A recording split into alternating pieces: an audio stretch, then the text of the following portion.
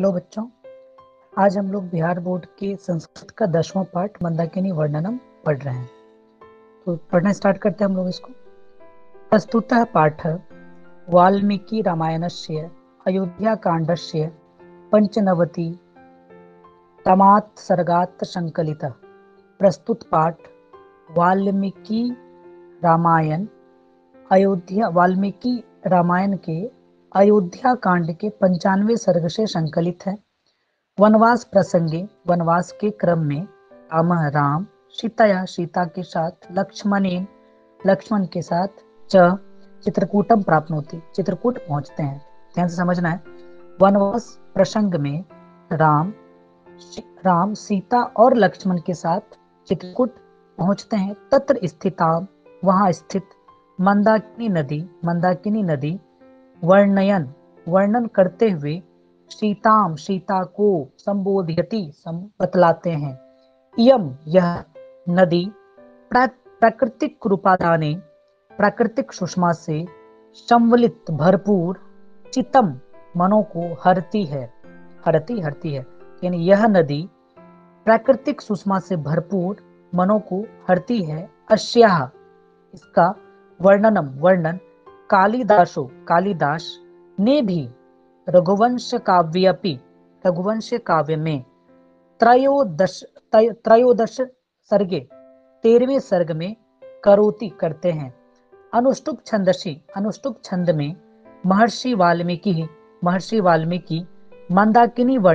मंदाकिनी का वर्णन में प्रकृति यथार्थ चित्रणम करोति, प्रकृति का यथार्थ चित्रण करते हैं। एक बार फिर से इसका हिंदी समझ लीजिएगा। प्रस्तुत पाठ वाल्मीकि रामायण अयोध्या कांड के 95वें सर्ग से संकलित है। वनवास के क्रम में राम सीता और लक्ष्मण के साथ चित्रकूट पहुंचते हैं। वहां स्थित मंदाकिनी नदी का वर्णन सीता को बतलाते हैं। यह नदी प्राकृतिक सुषमा से भरपूर मनों को हरती है। इसका वर्णन कालिदास ने भी अपने रघुवंश काव्य में 13वें सर्ग में किया। अनुष्टुप छंद में महर्षि वाल्मीकि मंदाकिनी का वर्णन प्रकृति के रूप में यथार्थ चित्रण किए हुए हैं। तो चलिए नेक्स्ट श्लोक है हम लोग का। विचित्र पुलिनाम, विचित्र मतलब रंग बिरंगो तटों वाली, है ना। विचित्र पुलिनाम, रंग बिरंगे तटों वाली। रम्याम, सुंदर। हंस सारस सेविताम, हंस और सारस के द्वारा सेवा करना। कुसुमे रूप संपन्ना, फूलों से भरपूर। पश्य, देखो। मंदाकिनी नदीम, नदी को। तो इसका अब अनव्य है, इसका अनव्य समझिएगा। हे सीते, कुसुमे, फूलों से, संपन्न, विचित्र पुलिनाम, रंग बिरंगे तटों वाली। हंस सारस सेविताम, हंस और सारस के द्वारा सेवित। रम्याम, सुंदर। मंदाकिनी नदी पश्य, मंदाकिनी नदी को देखो। अब इसका हिंदी समझना है। हे सीते, फूलों से भरपूर, है ना, फूलों से भरपूर विचित्र तटों वाली, लिखते भी जाइएगा आप लोग। हे सीते, फूलों से भरपूर विचित्र तटों वाली, हंस और सारस के द्वारा सेवित पक्षियों से, या तो फिर हंस और सारस के द्वारा सेवित सुंदर मंदाकिनी नदी को देखो। ये हम लोग का फर्स्ट श्लोक का हिंदी हुआ। अब आगे समझते हैं अगले श्लोक के बारे में। तो नेक्स्ट श्लोक है हम लोग का। नाना विधेश तिरुहावृताम, अनेक प्रकार के तटवर्ती वृक्षों वाले। पुष्प, फूल, फल, द्रुमे, वृक्ष। राजंतिम, शोभते हैं। राजस्य, कुबेर। नलिनीमिव, मतलब पद की तरह। सर्वतः, सभी जगह, सब ओर। ठीक है। तो अब है अगला कि हे सीते, नव्य हम पढ़ रहे हैं इसका। हे सीते, नाना विधे, अनेक प्रकार के। तिररूहे, तटवर्ती वृक्षों से। पुष्प, फल, द्रुमे, यानी फूल, फल और वृक्ष। सर्वतः, सब ओर। वृंताम, राजंतिम, शोभते हैं, अच्छे लगते हैं। मंदाकिनी, राजस्य, राजराजस्य मतलब कुबेर की, नलिनीम, नलिनी मतलब तालाब, ईव की तरह, पश्य देखो। अब इसका हिंदी हो गया वर्ड वर्ड, तो अब हम लोग इसको एक साइड, पजल टाइप का था हिंदी, अब इसको हम लोग एक साइड से लिखता मतलब एडजस्ट करके हिंदी मैं बोल रहा हूँ, ठीक है।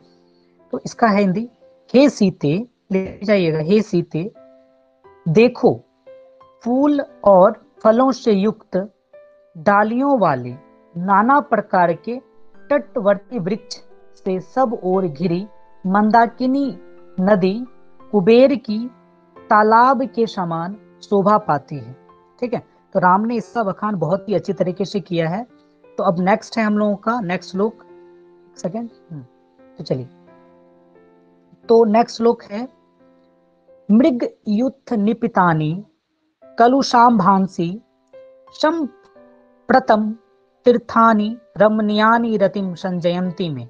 मतलब समझिएगा, मृग युथ निपितानी, मृग युथ निपितानी का मतलब हो जाता है पशु समूह द्वारा पिए गए, कलुम संभांसी गंदले जल, संप्रातम यद्यपि तीर्थानी घाट, रमणीयानी सुंदर लगना, रमणीय, रतिम मन को, संजयंती, संजयंती मतलब आनंदित करते हैं।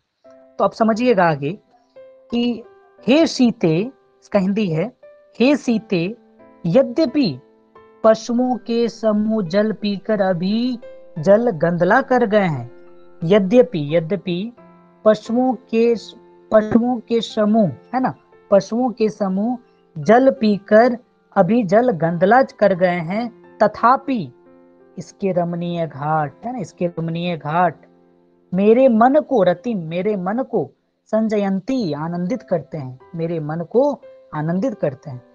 तो ये हो गया आपका श्लोक का हिंदी। अब नेक्स्ट श्लोक चलते हैं हम लोग। तो नेक्स्ट श्लोक में है जटा जिनधरा। जटा जिनधरा का मतलब होता है जटा और मृग चर्म धारण करने वाले, काले समय पर। वल कल्लोतर वाससः, वल कल्लोतर वाससः का मतलब होता है वृक्ष की छाल को वस्त्र के रूप में धारण करने वाले। ऋषयस्त्वगाहन्ते, ऋषि अवगाहन्ते स्नान करते हैं। नदीम नदी, मंदाकिनी मंदाकिनी, प्रिय, यहाँ प्रिय सीते को संबोधित किया गया है।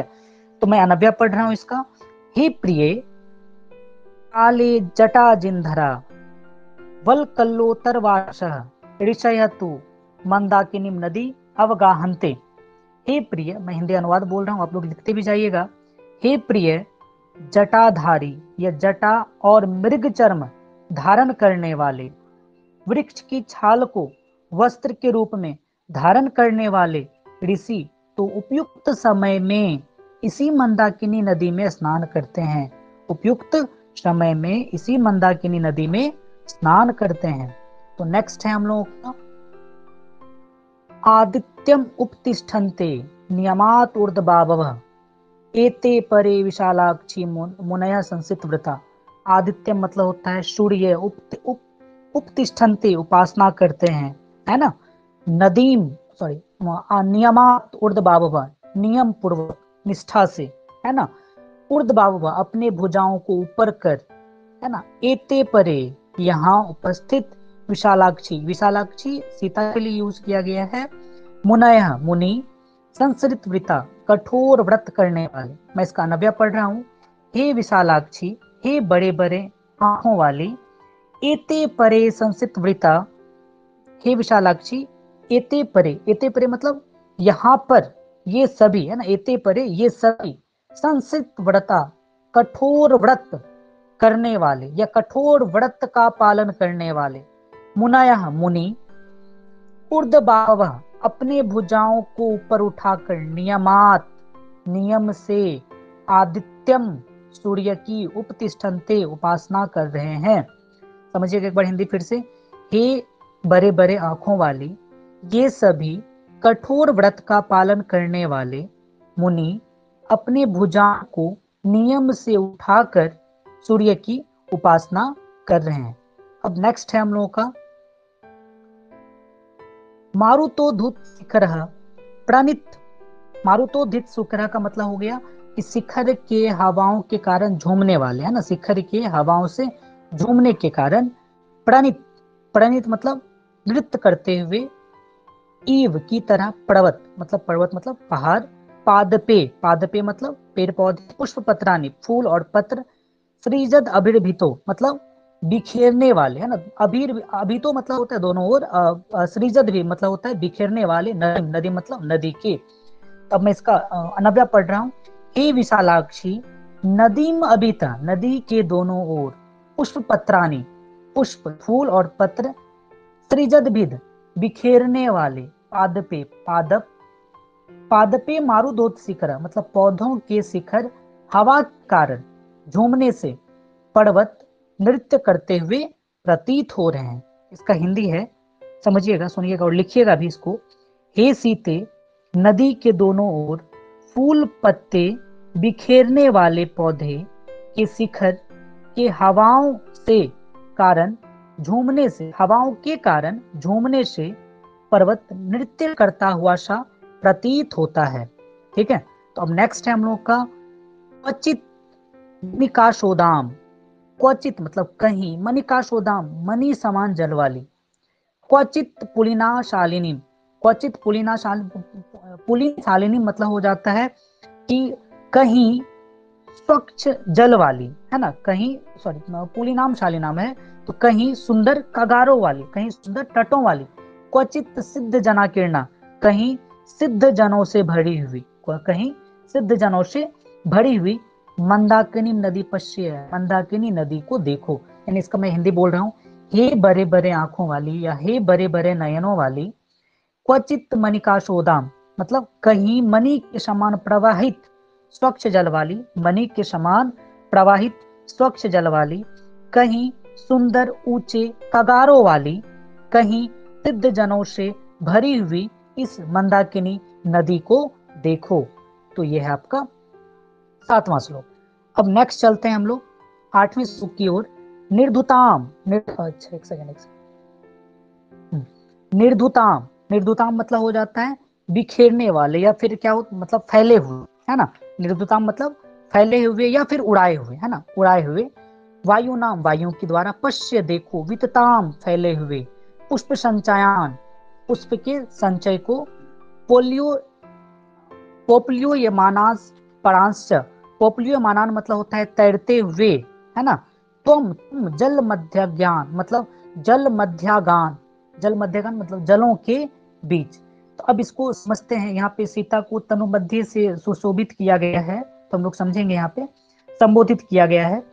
तो अनव्या हम लोग पढ़ रहे हैं। हे तनु मध्य में, हे तनु मध्य तुम देखो, तुम पश्य तुम देखो, वायु नाम वायु के द्वारा, निर्धुतान उड़ाए गए, विततान फैले हुए, पुष्प संचयान पुष्प संचय, अपरान चौपलियोमान जल मध्य ज्ञान मतलब जल के मध्य मतलब नदियों के बीच जो है जल के ऊपर तैरते हुए इस पुष्प संचय को देखो। तो अब मैं इसका हिंदी बोल रहा हूं, ध्यान से समझिएगा कि हे सीते या हे तनु मध्य तुम देखो वायु द्वारा उड़ाए तथा फैले हुए फूलों के ढेर को तथा जल के मध्य तैरते हुए फूलों के ढेरों को देखो। हे सीते तुम वायु द्वारा उड़ाए तथा फैले हुए फूलों के ढेरों को तथा जल के मध्य में दूसरे तैरते हुए फूलों के ढेरों को देखो। तो ये श्लोक बहुत ही अच्छा है। तो अब नेक्स्ट चलते हैं हम लोग, चलिए। तो सॉरी, अब आगे है तांश्च अति वल्गु वचसो तथांग्य वहाना द्विजा अधिरोहन कल्याणी निष्कुजंत सुभागड़ी। समझना इसको अच्छे से। तांश्च अति वल्गु वचसा, वल्गु वचसा मतलब होता है कि मीठी बोली बोलने वाले, तथांग व्याना मतलब होता है चकवा, द्विजा मतलब होता है पक्षी, अधिरोहंती मतलब आरूढ़ होते हैं, कल्याणी यहाँ पे सीते को बोला गया है, निष्कुजंता मतलब होता है कलरव करने वाले, शुभा शुभा मतलब सुंदर, गिरह मतलब होता है पर्वत। अब नव्या समझना है इसको। हे कल्याणी पश्य देखो, नदीम अभितः नदी के दोनों ओर, वल्गु वचसा, वल्गु वचसा मतलब हो गया मीठी बोली बोलने वाले, रंग बहना मतलब चकवे, द्विजा पक्षी, च यानी चकवे और पक्षी, शुभा सुंदर, गिर निष्कुजनता मतलब हो गया, मतलब कलरव करने वाले, तान अधिरोहण थी, आरूढ़ होते हैं। अब इसका हिंदी समझिएगा कि हे कल्याणी देखो ये मीठी बोली बोलने वाले चकवे पक्षी सुंदर वाणी में कलरव करते हुए किस तरह नदी के दोनों तटों पर आरूढ़ हो रहे हैं, दोनों तटों पर कलरव कर रहे हैं। तो ध्यान से समझिएगा, हे कल्याणी देखो ये मीठी बोली बोलने वाले चकवे पक्षी सुंदर वाणी में कलरव करते हुए किस तरह नदी के दोनों तटों पर आरूढ़ हो रहे हैं। तो लास्ट श्लोक हम लोग का इस चैप्टर का, दर्शनम चित्रकूटस्य, दर्शनम मतलब दर्शन, चित्रकूटस्य मतलब चित्रकूट का, मंदाकिन्यास और मंदाकिनी का, शोभने सुंदर होता है, अधिक अधिक, पूर्वासच महत्व मन्य माना जाएगा, तब तुम्हारे, च और दर्शनात् दर्शन से।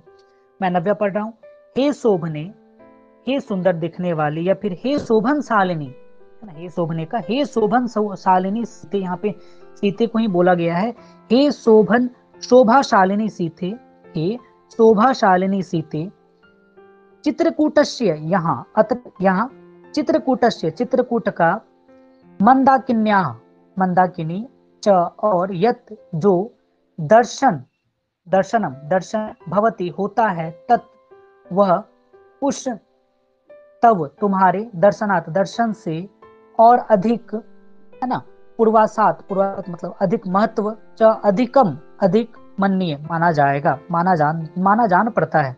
इसका अब हिंदी लिख लीजिएगा आप लोग, हे शोभाशालिनी सीते, हे शोभाशालिनी सीते, यहाँ चित्रकूट और मंदाकिनी का जो दर्शन होता है, यहाँ चित्रकूट और मंदाकिनी का जो दर्शन होता है, वह तुम्हारे दर्शन होने से, वह तुम्हारा दर्शन होने से अयोध्या निवास की अपेक्षा भी अधिक सुखद जान पड़ता है, वह अयोध्या निवास की अपेक्षा भी अधिक सुखद जान पड़ता है। इस प्रकार राम ने सीता को मंदाकिनी नदी के बारे में संबोधित किया। यह